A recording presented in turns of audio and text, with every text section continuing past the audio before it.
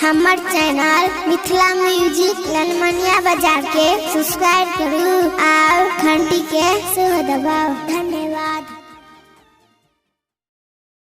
प्यार के सपना तू सबके देखाबै छै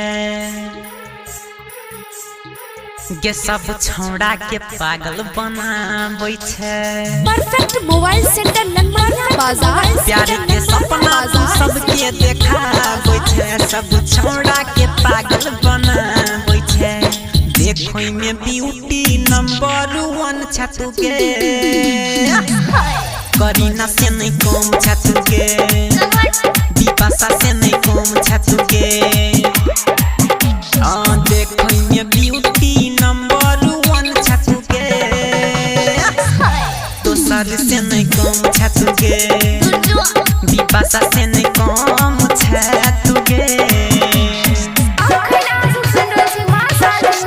प्रस्तुति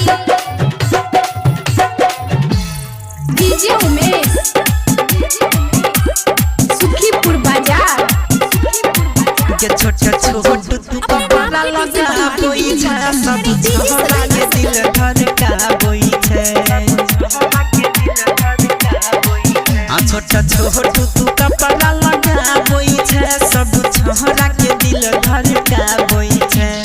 बॉडी से लागो छै आइटम बम छतु गे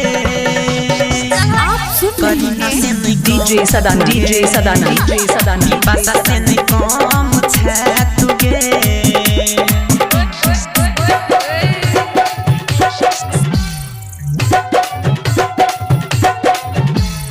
डीजे उमेश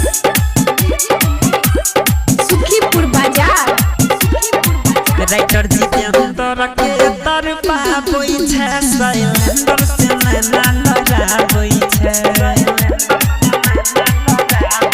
राइटर जी के अंदर के तरपाबै छै साइलेंडर से नैना लड़ाबै छै।